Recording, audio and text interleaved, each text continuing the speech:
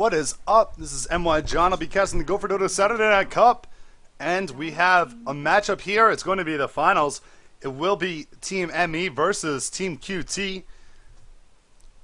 We saw in our first game, ME really put a hurting on top of NYJohn and did really well. A really smooth game, methodical play. They had a good team fight presence, and that really was their backbone. And of course, if you watch my stream at all, I'm very familiar with Team QT as I've watched them a lot, especially after yesterday in the show match. They looked very strong, taking 2-0 win against the team they played, Killing Skills, I believe. And that was very impressive by them as well. And QT love early game aggressive lineups, and that is kind of what we saw, kind of more of an early game with a backbone carry coming out from ME, so we'll see how that kind of interacts in this one. And it looks like we've already gone through the bans, and we're into the picking, so Nature's Prophet going to be the first pick from QT. I'll read through the bans. For the Radiant, they have taken out Darkseer, as well as Naga Siren and Broodmother. The Dire have taken out Lycan, Leshrac, and Invoker, and the two picks afterward from ME are going to be Chen, as well as Venomancer. So the same two picks they had last game. Solid options, of course. Venomancer creates a very good laning situation. Chen, of course, there's not anything that can be said about him except he's a magnificent hero. Overall, so much utility, but they are up against the Nature's Prophet this time, who made it through the first picking phase and only got banned out in the second banning phase last game, which is very interesting to see, and in fact very rare in any level of gameplay. Next two picks coming out from QT. I wouldn't be surprised to see something along the lines of a Chaos Knight or another very aggressive hero, Shadow Demon, plus Morphling.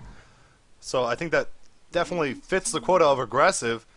Morphling, of course, a very good carry. And Shadow Demon, one of the best supports. In fact, my favorite support hero at that 5 role, the hard support. And the final pick before the break for ME. Where do they want to go to try and combat this? Venomancer, Chen. Last game, they went for another pushing hero, but Leshrac is not available this time. So they won't be... Oh, Leshrac was actually on their opponent's team, so they didn't have him anyway. We'll see what they want to go for. And I feel like, honestly, I know I mentioned this last game, but if ME had chosen Dragonite instead of Spectre, I think they would have won that game even earlier than they had, because Dragonite is a little bit less farm intensive than Spectre is in the early stages of the game, and has that stun ability, has that aggression in the lane, and then the pushing on top of that with the lineup they had definitely would have been very strong. But Faceless Void is the choice before the break by ME. So we get to see a Void. It was banned out in the last game. And Void, of course, has been a popular hero as of late. Complexity showing how strong Void can be in a very aggressive, pushing-oriented lineup with a lot of auras going on. And now we're going into the second banning phase. It's going to be QT's ban. Who do they want to take out with the fourth ban of the game? They have Nature's Prophet. The enemy has Chen. I'd expect to see ME take out perhaps Enchantress and Enigma. But for QT, I think they want to take out side lane solos. Windrunner would be a good option for them. They're going to take out Enigma first, though. So they did run Enigma and Chen last game. So if they were watching that game, definitely could have noticed that. And a good option for them to take him out. Enigma is so useful. Has a huge ultimate. Able to farm so efficiently. And now they're going to take out Enchantress in response. So pretty standard by ME. And now Windrunner is going to be the second man. So that's pretty much what predicted, and for ME, their final ban probably going to be an aggressive mid-hero. Queen of Pain could be the choice, just because they don't have the pick. They may want the Queen of Pain again, but I'm not sure they'll have the option for it just because they're the second pick after the break. So Queen of Pain, Storm Spirit, Tinker. In fact, Tinker is probably the best option to ban right now. And we'll see if that's what they're going to go for, if they're thinking along the same wavelength as me, as everybody has been so far, and we've been pretty smooth in this production. This is Go for Dota Saturday Night Cup. I'm NYJohn, your caster. Thank you for joining me. If you're with me for the last game, I hope you enjoyed that game. That will be available on my YouTube channel later on tonight. So go ahead, there's a button. You can press that and subscribe me on YouTube, and then you'll be able to catch the video when it gets uploaded. Now going into reserve time for this final ban. ME are thinking it over, being careful. It's going to be Queen of Pain, so one of the options I had mentioned. And now for a pick, Tinker is available. So if QT has someone that can play that Tinker, they definitely can run a nice, clean lineup that is very common within the professional scene nowadays. We'll see what QT have in mind. They're going to pick up the Rubik, and that's right. I always forget Rubik. I always say I forget Rubik too, but it doesn't help.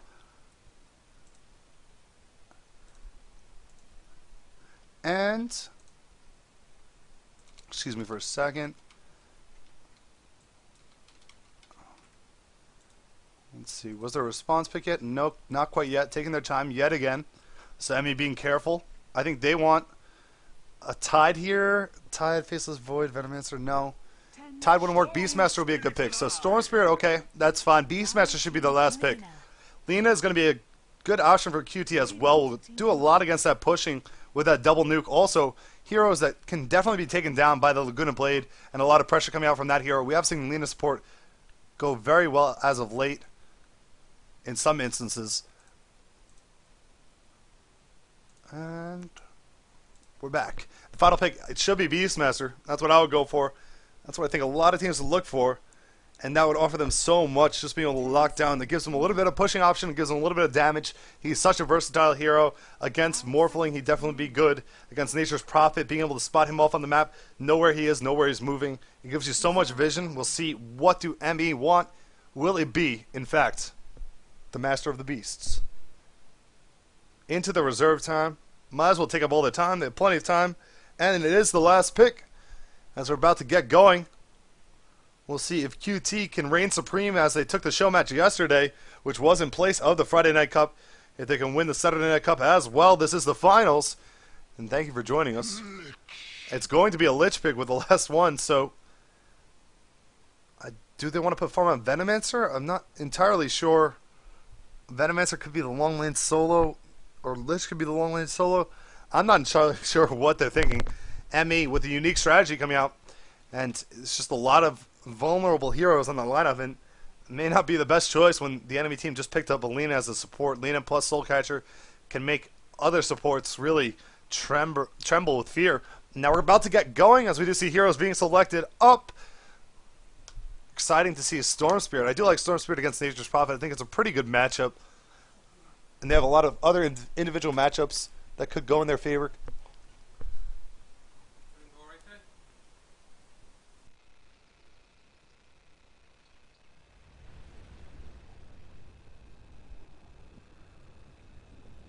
And here we go. We're going to check out who's playing what. So for Team QT, Flan will be on top of the Rubik. We have Az on top of Morphling. The Russian playing the Shadow Demon. Rikzu on top of Lena. And the final player will be Zog on Nature's Prophet. And Zog was on a tear yesterday, playing very well. And now for Team ME, it's going to be Theo playing Storm Spirit. We watched him dominate in the last game. On top of that Queen of Pain, we'll see if he can try and replicate that performance. Crash are going to be playing Faceless Void. We also have Kitten Core on Chen yet again. Panda going to be playing Venomancer yet again. And that leaves Daha playing the Lich. It's going to be a long lane solo Lich. We have seen this go very poorly. I'm not sure we've seen anyone really have a good time with it recently, as we've seen players like Loda even get decimated.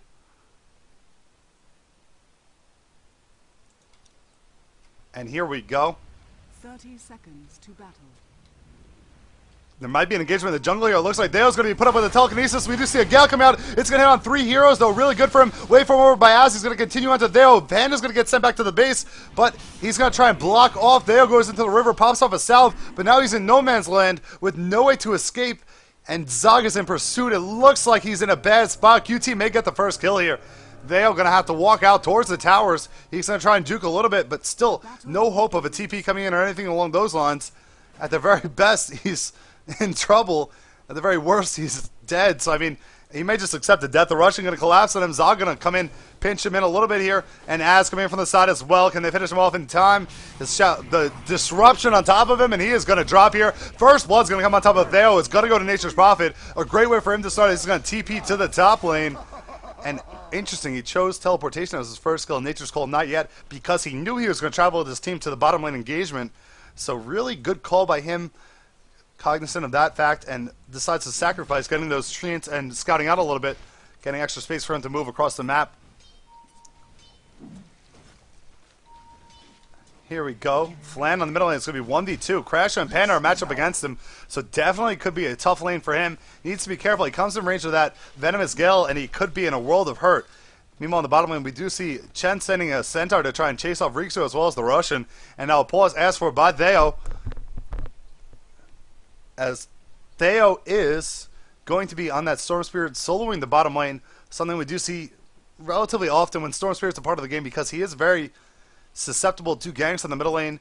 Meanwhile, if he gets his farm up on the bottom lane and gets going early, he is a powerhouse hero. And Storm Spirit can definitely get things rolling for an aggressive-looking team. But the pause is going to slow us down a little bit. Hopefully, it's just for a moment. Daha will be up against Zog in the top lane. And this actually isn't one of the worst matchups for Lich. So perhaps he can try and make the most of it. I still think Zog is going to do pretty well. With the denies coming out, it could be a little difficult in the spam. But Zog's going to get a lot of movement across the map. Lich, the question is, he's not too farm intensive, he's more so level intensive, so if he gets his levels up and moves a little bit earlier, if he gets up to level 6 or 7 and is able to become effective across the map, then he should have a very good time in this game. That's going to be important for him. Nature's Prophet's going to be in and out of the lane. He's going to try and open up opportunities, and we'll see if he can do so throughout the course of this game. And still pause for a second as one more. Waiting for him to return, and I'm going to rest my breath for a second here before I get into this game. This is Go for Dota Saturday Night Cup Championship. It's going to be Team QT versus ME. And here we go. The resume is up. Flan going to get hit by the Venomous Gale and take some harass damage from Panda right here.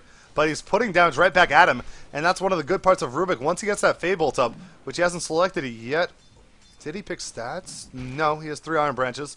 So he just selects it now, and he's going to be able to take away damage from that Venomancer, so the harass won't be nearly as effective. And King Core going to take a little bit of harass here from Riksu and the Russian.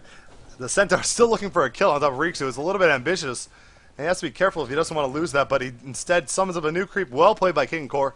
Knows what he is doing on that Chen. Az and Theo facing off for the CS. We can check out our last hit and see where we stand right now. It looks like despite the harassment on the middle lane, Rubik's still doing pretty good. 7 for 4, so really strong start on him. Meanwhile, on the top lane, we see the CS is going to be in favor of Nature's Prophet. Lich only at 2 for 0, and he should definitely be doing better than that. He could even last hit with his Frost Blast, so that is pretty surprising. And doesn't have any denies except for his skill denies. His animation is not as good as Nature's Prophet, so in that regard, definitely lacking. But should be able to get more last hits than he is right now. So look for him to try and increase those. Meanwhile, on the bottom lane, a little bit of harass coming on top of Theo under the tower. Az doing a good job of getting the harass damage without taking any tower hits. There it is, though, the first tower hit. And the dive as they put the disruption on top of him. Chained up, waveform over, and down he goes. A nice kill on top of the Storm Spirit. Az has to morph up strength as much as possible, but it looks like King Core walks right by him. One more hit will take him out, though. Down goes Morphling, so they trade Morphling for Storm Spirit. King Core almost AFKs away from getting that kill, though. Or perhaps a little bit of miss micro. Maybe he was selected on the wrong creep. Ends up getting it in the long run. And a trade, not necessarily in favor of either party.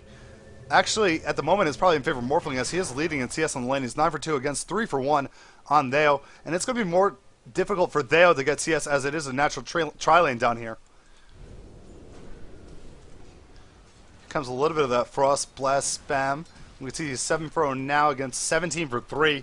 And Nature's Prophet probably going to be inclined to go for that early Midas. Could definitely work wonders in terms of getting his farm going and really allow him to be more mobile throughout the course of the early game without having to fear the repercussions of not sitting in lane and CSing. Flan, though, gets spotted off in the river, does pick up an Illusion Rune, bottles it, will pop it, and head right back to it. Faceless Void plus Venomancer, not all too much kill potential. I mean, they have a decent amount, but you're relying a little bit on procs, and you have to be a little bit willing to dive, I'd say. But Chen might be in trouble here in the jungle as the Russian's going to get a disruption on him. Riksu's going to chain off the sun like a light strike array, excuse me, and King Core is going to drop as he has the Soul Catcher on the top of him as well. So another kill for Team QT, looking strong thus far. We're at the 4th minute. It's 3-1 in kills. As I couldn't spit out light strike array for the life of me. And that's a little bit disheartening. Meanwhile, we hear the Fade Bolt popped off in the middle lane. Flan going to continue to harass. It's going to make it harder for Faceless Void to last hit. You can see minus 26, so dealing minimal damage when he has that on him. And now it looks like Riksu and the Russian may look for an opening in the middle lane as they come around the jungle. However, Flan is not there quite yet. He went bottom, picked up a DD Rune, and this definitely could be a good opportunity for him. He has boots up as well as DD Rune. So here comes the support. They're going to rotate in from the side here. There are 2 heroes here, but they're spotted off instantly by Storm Spirit. Storm Spirit probably lets them know they're not in the lane, and therefore the Plague Ward is thrown down, and they will have to back off unless they want to full dive this.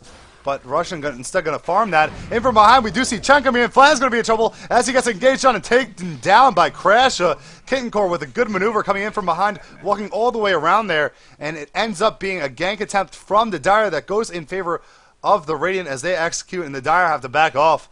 So they'll head back to the bottom lane. Riksu as well as Shadow Demon going to look for an opening on Theo yet again. He is only level 3, so definitely a lot of possibilities against Morphlings level 5. The damage is there, and here it comes. They're going to come in. The Russians going to get the disruption. They're going to try and chain it off yet again. Level 2 on that Soul Catcher is going to give 30% increased damage, and here it comes. They're not even going to use the Soul Catcher, and Theo's going to drop to the waveform from Az. Another kill for Team QT. The kill lead is now 4-2 as we reach the 6th minute. Top lane 29-4 is the CS for Nature's Prophet against 18-0. So holding in there, Liches, but not doing too well. He is level 6. Zog, meanwhile, is about to pick up his Midas, if that's what he's going for. He can afford it now. So I'm a little surprised. That's one item you don't want to ever delay. But the courier is away from the base, so the Russian had to use the courier. And courier going to, in turn, make over to Az as well. Finish off his Aquila. And now we'll go back to the base and then deliver that Midas up to Zog. And that's going to be a huge pickup for him. Like I said earlier, it really is going to create a lot of opportunities. We haven't seen him move quite yet in the game, but he is getting a lot of farm. So the trade-off for not moving has been a lot of farm. The tri-lane is doing really well on the bottom, so they don't really need all too much movement from Nature's Prophet yet. The middle lane is too hard to contest with 2 heroes in there. Flan's going to go ahead, pop the DD, put some harass damage as he can on top of Faceless Void. And now Panda may be in trouble here. His Telekinesis tosses above the air. The Russian and Riksu from the side. Down goes Venomancer. And a nice kill for Flan. He's going to continue to put damage on the middle tier 1 tower as he has the DD popped. And a good play there is going to equalize that middle lane battle.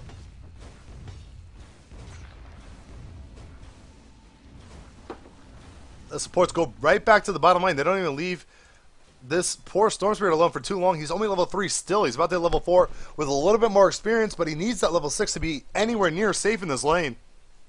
So he's going to desperately seek for experience here, but he's not getting it right now. And that's something he acknowledges. With only 200 gold in the bank, he's not even close to finishing up Boots. Zog now got to put a tree trap on top of Daha, who has no mana, as he does deliver out the Midas to himself as well as Boots. So really looking strong for Zog right here. And now Riksu and the Russian hiding in the jungle. They're going to run into a Dark Troll Warlord. And Kittencore's going to have to back up because he does not want to get attacked by that. But Shadow Demon going to get stopped here and take a lot of damage from the neutrals. Wow. You can see how much damage the neutrals deal if they're allowed to focus fire you. The stack camp is going to just hurt him. And he's going to have to be careful now as well. Rotation from the middle lane could mean his death. Faceless Void getting close to that level 6. Will have that Chronosphere available, momentarily. And then Flan may be in trouble yet again. He's level 7. He does steal off Venomous Gale as well, so good skill to steal. The Russian only has a Sobi Mask at the moment. Riksu going to come back to the bottom lane. He's level 4. The Russian's level 4 as well, so both of them pretty much more experienced than Storm Spirit. And that is what you want to see out of your aggressive tri-lane, but if you are on the other team, this is a really bad position for you to be in. An aggressive tri-lane that's out-leveling your solo, that means that all across the board you're below on levels. Because Chen does a decent job of getting levels in the jungle, but we could check out the XP graph, and it's early and it's already over 2,000 in favor of the Dire. Chen going to rotate in towards the top lane, though, has a Wolf, so we'll be able to get that extra damage as well as the crit from the Wolf. And Zog may be in trouble here. He's going to stay forward on the lane, so Chen's going to try and rotate from behind and create an opening. Daha doesn't have all too much mana. He's going to have to take off one of his creeps, and here it goes. He's going to back up for it. Chen looking like he's going to set up a lane ward, and there goes. Lane ward for Chen to allow him to see if anyone's going to come in for support while he tries to set up a nice gank opening onto Zog, but Zog decides to back off pretty much all the way to his tower. Flan going to go and buy Arcane Boots. He also has a DD in his bottle. And now as Riksu and the Russian still in this bottom lane, keeping Storm Spirit in a bad position. And he does pick up a hatchet, a Quelling Blade rather, just so he can stay within the jungle and try and get experience close to the creep wave. But the creep wave has been in favor of Az for the majority of the time here, and it really is going to be a long-term detriment for this Radiant team. ME need to get something going on the Storm Spirit, whether it means moving him and Faceless Void. Now that Faceless Void is a little more safe with the Chronosphere available, but however, we do see a rotation in. There's going to be 2 gank attempts at the same time. They're going to try and go and Zog on the top lane, but on the middle lane, they're going to try and set up on top of Crasha. Telekinesis puts him up in the air. Rixu going to try and follow up, but he blinks out. Meanwhile, on the top lane, Zog going to get out of there clean somehow. He blinks in. He TPs into the middle lane after being Venomous Galed. And now they're going to look for an opening on top of Crasher, who is just hidden in the trees. Doesn't make it up to the high ground. Will get hit by the Soul Catcher. And now he's going to pop off the ultimate, but it will not save his life. Rixu, as well as Rubik, going to be able to finish him off. Rubik gets the last hit there. And a good kill in the middle lane. They get the tower kill on the back end of it. Now they'll push on to the tier 2 in the middle lane. Zog sitting on 700 gold. Already finished up his treads. We can check all the gold per minutes because I'm sure his is through the roof. And it's going to be 419 on him, 388 on his teammate Morphling, and 367 in third is going to be Rubik. And you could see just by the goal per minute how dominant it looks like QT are leading this game. They're ahead by 140 on their third carry over the enemy team's top carry. Only 228 gold per minute on this Faceless Void. The middle lane has not worked out for him, and perhaps the Faceless Void pick just overall not working out at this point in the game. Maybe he can get into his own. If they could chain up that ultimate, the Chronosphere plus the Chain Frost, certainly there's a lot of damage to be had there. But the other thing is, look at the supports. Venomancer, only 98 gold per minute, but then the other carry is going to be Stormsphere. They put him on the safe lane, try and ensure that he'll have a good start, have a lot of farm, get off those levels, and instead he is completely shut down by the aggressive tri-lane that Team QT loves to run also often. And he's down to 95 gold per minute, and that is dismal. And really the antithesis of what he was looking for out of this game. They're going to need to start making some adjustments soon. Otherwise, this one's going to get out of reach. We can check out the gold graph. It's going to be over 5,000 in favor of the Dire. We could also check out items. Wonder if anyone has picked anything else up. What does Crasher have? He has a Midas. So that is actually going to be interesting for Faceless Void. Midas will spike his farm, but he did drop there in the middle lane, and he definitely is going to be facing a very aggressive outlook from Team QT as they continue to try and really take a hold of their advantage in this game. So Midas will allow him to get some farm. It does slow him down in terms of being effective in a team fight scenario to a degree. And he's going to have to try and cope with that. And wow, Rubik steals off the Chronosphere, and nothing is going the way of ME right now. And Flan's going to get in position to try and set this up. This could be a huge team fight in favor of the Dire if they get a Chronosphere up. Faceless Void, of course, does not have one available for 53 seconds. Panda's in the area as well. Rotation in from Daha and Kitten Corso. It looks like they're going to try and back off here. They do not want to force this, as he will have that for 3 minutes, I believe, at level 1. Yes, it's going to be all of 3 minutes, so no need to rush it here. Yeah, but he's going to go on Panda. Panda's going to get hit by that Soul Catcher. He's going to take a ton of damage. A couple more hits will take him down, but he's going to be sent back to base by Chen and make it out with his life. Rubik decides not to use the Chronosphere there and will back off. Actually, he's going to fight off a ward first. So the Plague Ward, get 15 gold out of that. Now he will back off and try and regain some mana. He does pop those Arcane Boots. Also 1,600 gold in bank. We'll see if he wants to go for Yules or perhaps a Force Staff. Kitten Core trying to contest the middle lane. Meanwhile, Zog still farming up to 1,300 gold on the top lane by himself. Bottom lane being farmed by Az. 2,200 gold in the bank. Could just pick up either a Ghost Scepter right now on his way to a shotgun if that's what he's looking for, or he could pick up a Yasha to really try and get things going early and really shut down the opponent. Yasha will increase his damage output, and of course the same can be said about a shotgun, but shotgun will take a little bit longer, so Yasha would be an immediate effect. So we'll see what he wants to do with that gold. Flan standing there waiting to try and get a pick-off attempt on the high ground. Ping is out on top of Crasha as they're trying to farm the neutrals with the Wildkin. In fact, he's going to be killed. Crash is going to get it with his Midas. That's what the ping was about, I guess. Now Flan on the middle lane still has a haste up, so he's going to play very risky. However, he has to be careful with the Chronosphere up. He could be in trouble. Panda going to come in. He's going to get the Gale on top of him. Actually, Flan going to use his own Chronosphere, and it's going to be chained up. Rixu comes in from the side, takes down Chen. Disruption on top of Panda. He's going to be in trouble as well. Venomancer could go down here, and there he goes. Down goes Venomancer. The ultimate popped. Russian, Zog, and Flan, Rixu all get hit by it, but it's not too much damage at level 6. It's only the level 1 version of it, and now they're going to go in the tier 2 tower. They're going to back off a little bit, though, as the creep whip has been killed off. Flan going to heal up and get back at it. Now the bottom tower being pressured as well. We still see Storm Spirit only level 3. He hasn't picked up any experience. There it is. The first bit of experience is the last time we checked. And now this tower is going to be taken down by Az. We see the Siege Creep dealing a lot of damage to it. It's down to 266 health, and there's a glyph available, but I'm not sure they can contest this if they wanted to. They'd have to mobilize everybody. Meanwhile, in the middle lane, they're still being harassed by Riksu, and great timing on the Chen ultimate. The Hand of God just saving his life. The ultimate came out, the Laguna Blade would have been enough to take him down, but the Hand of God was well timed. And now Az is looking for Theo in the jungle. Theo is only level 4. He's going to try and one-on-one him, but he cannot. 111 damage is going to come out from every hit from Az, and down goes Storm Spirit. A big kill, and Az question marking why he tried to one-on-one him. Wasn't too sure. And now a morph back, some agility. Now sitting at 3,900 gold, so it looks like the shotgun is definitely the next choice for him. And that will be able to take down anyone at all on the Radiant lineup. And Team QT really asserting themselves in this finals of the Go for Dota Saturday Night Cup. I'm your shoutcaster, NYJohn. I hope you're enjoying the presentation thus far, as QT really taking a nice lead over ME. I wouldn't say ME are out here just because of the team fight potential they have with the Venomancer ultimate, the Lich ultimate, and the Void ultimate.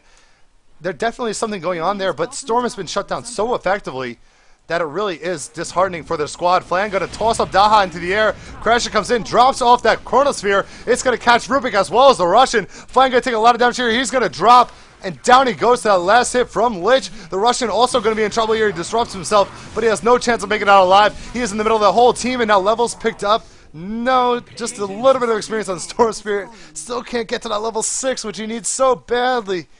Meanwhile, in the bottom lane, Riksu combines with Az to take out the tier 2 tower. So another tower kill for Team QT.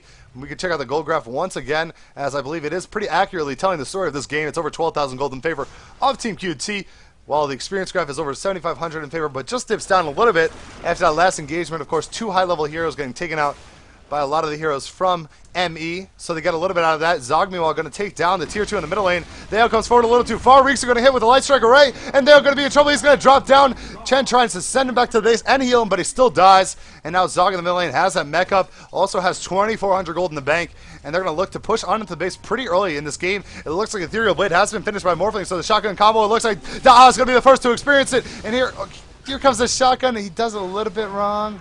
He missed the waveform, and that may have been the kill. And gonna have to be a little bit careful here. But they're gonna bring in the treants and continue to push. This tower dropping down to below half health. The glyph is still available. I'm not sure they have used a glyph yet this game, and here it is, the glyph to try and save it off. They gotta make a team fight out of this, so they're gonna need a Chronosphere. Where Chronosphere not up for 30 seconds. So really bad position for the Radiant team. They still have a Chain Frost available if they want to just toss it in there and pray. But there are so many creeps to try and disperse the damage. Already 5 treants here, as well as some of the normal creeps. And the melee barracks is dropping down here. We're in the 60 minute of the game, and it looks like they're going to lose a melee barracks. Something stolen up by Flan. It's going to be the Venomous Gale. Dropped on top of Daha. He is sent up in the air and dropped down straight. It looks like the ultimate popped up by Venomancer as well. It's going to deal a little bit of damage. And down he goes. Morphling getting a combo right that time, taking out Daha with the shotgun. Disruption, meanwhile, on top of Crasher. He also has that Soul Catcher on him. He's going to blink away. And the range barracks is going to go down on top of the melee barracks. 2 racks is down in the middle lane. And it looks like Team QT are even considering rotating down to the bottom lane, which is being pushed already. They're going to bring in some treants and try and push on here as well, and try and close this one out within the 20-minute mark. And I have to say, it's just been really impressive play by Team QT. It looks like they're doing really well as a team as of late. We saw them drop the Saturday Night Cup last week, but this week they've been playing very effectively. Zog gonna get pulled in here by the Vortex, and now Crasher gonna drop as well. They take down 2. Theo and Crasher are dead. The Chain Frost comes off. Flan gonna bring it back to the creep wave. In fact, it's gonna bounce back to him, unfortunately, but it will not take him out. Meanwhile, Kinkor gonna back up all the way to the well. Riksu sitting pretty low on health as well as the Russian. Zog has a mech charge available, can heal off his teammates momentarily. He's gonna bring some treants back into this, and they're gonna try and continue the push, perhaps, and here comes the mech. It's going to heal off the team, and they're going to continue. Daha overextends a little bit, gets hit by the disruption, chained off, and here comes the shotgun. Az decides not to use it. Didn't have to kill him. And now the tier 3 tower in the bottom lane is going to be the next focus for Team QT as they take what will be their victory in the Saturday Night Cup presented by Go for Dota. Check out gopherdodo.com for weekly cups, contents, coverage. Guides will be up soon as well. In fact, I think there are guides up on the site. You just have to look for them. They'll be on the front page and more accessible. Oh, look at that. Flan dodges the Chronosphere and then disruption on Crash in his own Chronosphere. Disrespect in his own house, and it's stolen. And now Chronosphere, Kitten Core stuck in the middle of it. Down he goes. Good game, well played. Call by Kitten Core. And that's going to be it as QT take it in a dominating fashion. The kill lead is only 17-6, but that does not tell the story of this game as they completely shut down Storm Spirit. Only 95 gold per minute, and Deo having a really rough game on the back of a strong game. His Queen of Pain did really well in the last one, but this one he was just shut down. 95 gold per minute is not where you even want your hard support to be. And look at just the gold dispersion. We can check out the graph once again. Over 20,000 only within 20 minutes. That is so outrageous. It's hard to formulate into words. And now 10,000 experience, of course, this early in the game. That is so instrumental as well. And here we go. The final towers are being taken down. We have disconnects coming out from the game. And once again, I want to thank you for watching. I'm NYJohn. You could follow me here on Twitch, please. It will give you updates on when I'm casting. Also make me look a little bit better, so help a brother out. And you can also subscribe me on YouTube. We see the good blade come out, and it does finish off Nature's Prophet. Gets the last hit on Chen. Follow me on YouTube. This VOD will be available later today, so you can watch it again if you enjoyed it, or recommend it to some of your friends. Word of mouth is also appreciated if you want to spread the news. There's a new shoutcaster in town. And of course, go check out gopherdodo.com. Sign up for the Sunday Night Cup, which will be held tomorrow, I believe, unless something goes wrong. But make sure you get your team in on that action, and you can be casted here as well. And then you can check out my VODs as you subscribe to my YouTube channel. So yes, everything looking well. Thank you for tuning in. I really appreciate you guys for watching. And any feedback you want to give to me, you can email at nyjohntv@gmail.com. You can also message me on Twitch. You can message me on gopherdodo.com. You can message me on pretty much any Dota site as NYJohntv. On gopherdodo, I'm NYJohn. So keep that in mind. If you want to ask me something, inquiries, comments, criticisms, all is appreciated. And have a nice day, guys, as I leave the stream on, because we're going to finish up this game. 6-minute delay, of course, so I can watch it on my own computer if I please. But really, thank you for watching, and take care.